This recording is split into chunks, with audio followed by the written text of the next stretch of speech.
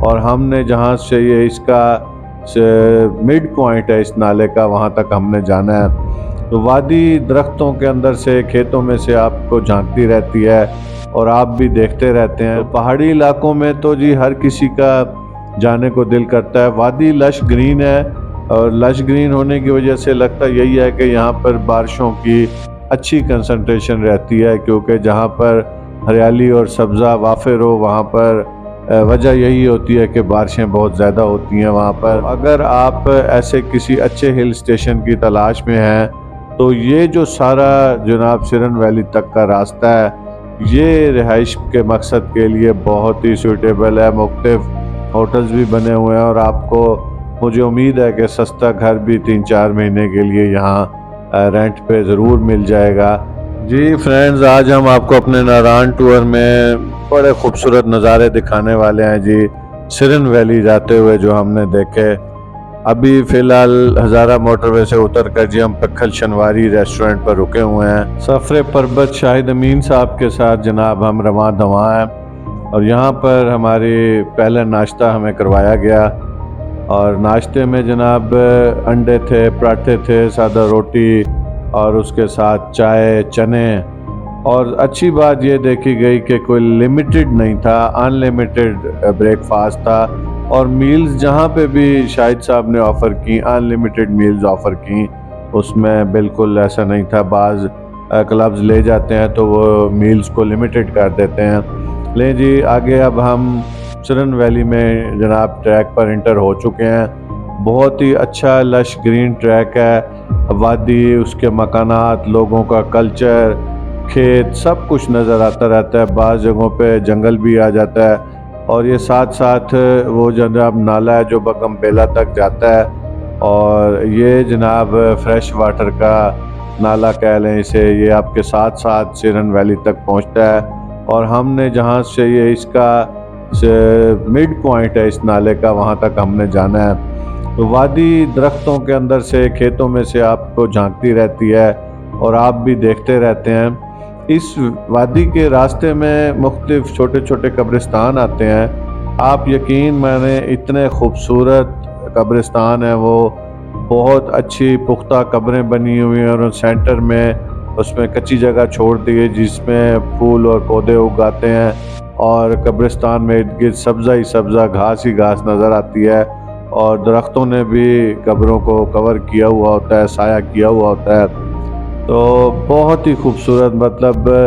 دل چاہتا ہے ان قبرستانوں کو دیکھ کر کہ بہت یہ لکی لوگ ہیں جن کو یہاں پر آخری آرام گاہ ملی ہوئی ہے۔ تو پہاڑی علاقوں میں تو جی ہر کسی کا جانے کو دل کرتا ہے۔ وادی لش گرین ہے، اور لش گرین ہونے کی وجہ سے لگتا یہی ہے کہ یہاں پر بارشوں کی اچھی کنسنٹریشن رہتی ہے، کیونکہ جہاں پر ہریالی اور سبزہ وافر ہو وہاں پر وجہ یہی ہوتی ہے کہ بارشیں بہت زیادہ ہوتی ہیں وہاں پر۔ تو میدانی علاقے کے لوگ ہمارے اکثر 3-4 مہینوں کے لیے کوئی نہ کوئی ہل اسٹیشن ڈھونڈتے ہیں۔ پہلے لوگ مری اور اس کے ارد گرد کے علاقوں میں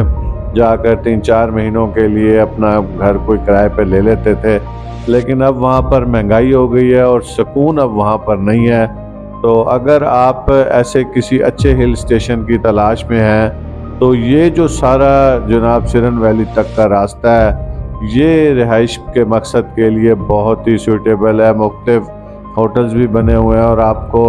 مجھے امید ہے کہ سستا گھر بھی 3-4 مہینے کے لیے یہاں رینٹ پہ ضرور مل جائے گا، کیونکہ کافی ساری آبادیاں ہیں، گھر وغیرہ بنے ہوئے ہیں، اور ضروریات زندگی ساری موجود ہیں۔ کیونکہ اگر کوئی ایسا مطلب کوئی ٹریک ہو جہاں پر ضرورت زندگی پراپر میسر نہ ہو تو وہاں پر بھی بہت پرابلم ہو جاتی ہے، کھانے پینے کی اشیاء پراپر نہ ملیں، ٹرانسپورٹ نہ ملیں۔ آپ دیکھ سکتے ہیں کہ ٹرانسپورٹ بھی یہاں پر رواں دواں رہتی ہے، ہائی ایسیں ہیں اور باقی دوسری کوسٹرز وغیرہ بھی۔ تو جہاں دوسری جو میں نے انٹرسٹنگ چیز دیکھی، بھینس، اور یہاں پہ جناب کٹے میں نے دیکھے چرتے ہوئے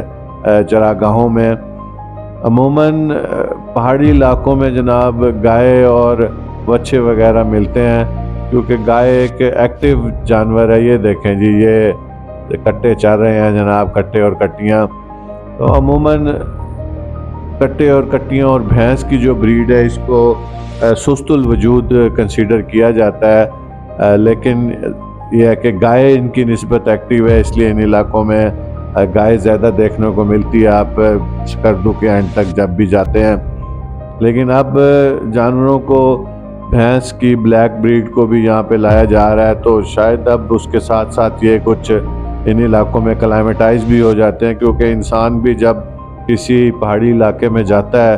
تو اس کو کلائمیٹائز ہونے میں کچھ ٹائم لگتا ہے،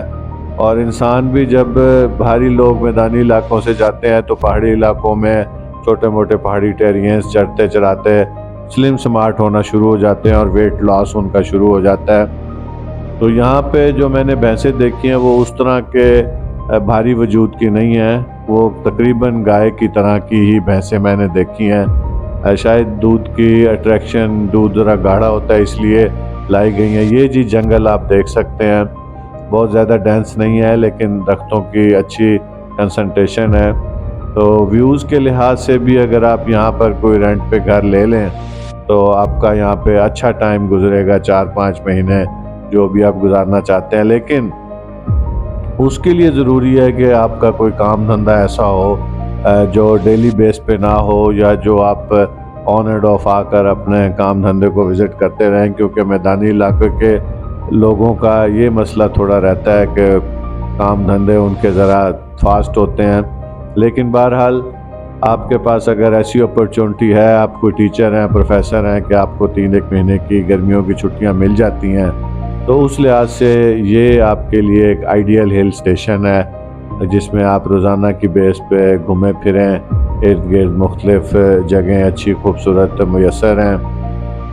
اور بالا کوٹ بھی اس لحاظ سے ایک اچھی جگہ ہے، اس کی بھی ہم آپ کو ایک ڈیٹیلڈ ویڈیو دکھائیں گے انشاءاللہ، وہ بھی خوبصورت ہے، وہاں پہ کنہار ریور کا ویو بھی ملتا ہے۔